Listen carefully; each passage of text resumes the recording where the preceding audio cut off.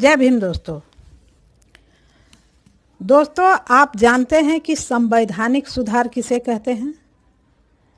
लेकिन बाबा साहब अपने कम उम्र में संवैधानिक सुधार क्या होता है यह जानते थे।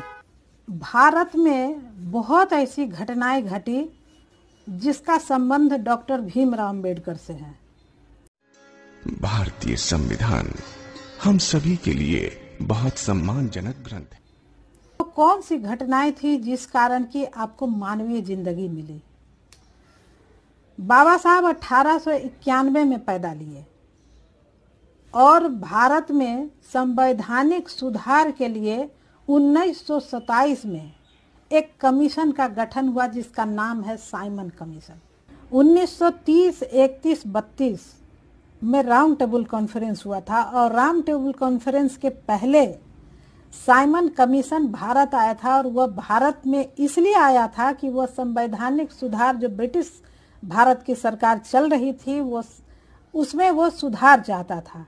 ये था संवैधानिक सुधार। साइमन कमीशन के भारत आने का तथ्य था। ये 1927 में इसका गठन हुआ और यह भारत में 1928 में आया। 3 फरवरी 1928 को आया। तो दोस्तों जरा सा सोचिए तो 1891 से लेकर के 1927 में बाबा साहब की उम्र क्या रही होगी? सिर्फ 36 साल। आज के 36 साल के लड़के से जरा सा पूछिए कि संवैधानिक सुधार क्या होता है, वो जवाब नहीं दे पाएगा। लेकिन उस वक्त, जिस वक्त अभी देश आजाद भी नहीं हुआ था, जिस वक्त की स्कूल में घुस करके पढ़ने का अधिकार तक नहीं था, उस वक्त बाबा साहब ने 1928 में साइमन कमीशन को भारत की स्थिति के बारे में बताते हैं। वो संवैधानिक सुधार के बारे में कमीशन को बताने के लिए आगे आए। उस समय अपने समाज के लिए, हक हकूक के लिए, उनको मानवीय जिंदगी देने के लिए बाबा साहब संघर्ष कर रहे थे। इस चैनल के लक्ष्य की प्राप्ति के लिए आप लोगों के सहयोग के बिना संभव ही नहीं है। सुझाव भी दिया कीजिए। मैं और मेहनत करना चाहती हूँ, क्या आप लोग सहयोग करेंगे? इस चैनल को बचाइए दोस्तों। कृपया अपने साथियों को जोड़िए इस चैनल से। आपको लगता है कि यह चैनल लाभप्रद है तो इस चैनल से अपने साथियों को जोड़ेंगे, सब्सक्राइब करवाएंगे और बेल बटन। जब हम कुछ सोचने समझने के लायक नहीं होते हैं, उस समय बाबा साहब ने संवैधानिक सुधार करने की बात सोची, संवैधानिक सुधार के विषय में बात करने के लिए सोची, और वो भी ब्रिटिश सरकार के प्रतिनिधि से। ये बहुत ही इम्पोर्टेंट बात है दोस्तों कि जिस समय हम सिर्फ खाते हैं, अपनी लाइफ के बारे में सोचते हैं, उस समय डॉक्टर अंबेडकर समाज के लिए ब्रिटिश प्रतिनिधि से बात करने के लिए संवैधानिक सुधार पर बात करने की बात सोची। ये बहुत ही महत्वपूर्ण है दोस्तों। ये 1930, 31, 32 की घटना है। लेकिन बाबा साहब अपने कम उम्र में संवैधानिक सुधार के बारे में जानते थे। कैसे? अपने समय में स्कूल से बाहर पढ़ते थे। आज आप स्कूल के अंदर पढ़ते हो, उसका देन डॉक्टर भीमराव अंबेडकर हैं।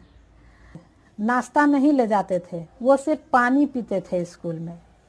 लेकिन पानी भी पीने के लिए नल कोई चपरासी खोलता था तब पीते थे। आज आप क्या करते हो? आज आप स्कूल बैग में टिफिन भर के ले जाते हो। लेकिन आपको यह एहसास नहीं होता है। आपको एहसास क्यों नहीं होता है? क्योंकि यह मानवीय स्तर की जिंदगी डॉक्टर अंबेडकर ने आपको दी जो आप नहीं जानते। बाबा साहब स्कूल से बाहर पढ़ते थे, ठीक है? तो बाबा साहब जब विदेश गए पढ़ने के लिए तो वहां पर कोई नल नहीं खोलता था बाबा साहब के लिए। वो नल खुद खोल करके पानी पीते थे। दोस्तों कितनी तकलीफदेह बात है यह। हमारा समाज इस बात को जानना नहीं चाहता है, लेकिन यह घटना उनके महापुरुष से जुड़ा हुआ है, फिर भी जानकारी नहीं लेना चाहता। बाबा साहब स्कूल से बाहर पढ़ते थे तो भारत का संविधान लिख गए, और आज हमारा समाज स्कूल के अंदर बैठता है तो क्या कर रहे हैं? आपस में कुछ बात ही कर लेना चाहिए। एक दूसरे से बात करके कुछ सीखना चाहिए, थोड़ी सी बात सीखनी चाहिए। आज का बच्चा बहुत हाई लेवल में पलता बढ़ता है, बाबा साहब जैसा तकलीफ नहीं झेलता है। ये हाई लेवल तक पहुंचाने के लिए बाबा साहब ने कई कुर्बानियां दी हैं। आपने अपने 4 बच्चे कुर्बान किए हैं देश के लिए, समाज के लिए। तो दोस्तों 1930, 31, 32 का बहुत ही ऐतिहासिक महत्व है। ये ना देखिए कि ये देश आज़ादी से अंग्रेजों के समय था, यहीं से आपका संवैधानिक सुधार का आरंभ हुआ। तो दोस्तों अगर आपको लगता है कि यह वीडियो सही है तो जल्दी से जल्दी शेयर कर दीजिए। अभी के लिए जय भीम, जय भारत, जय संविधान, जय बाबा साहब।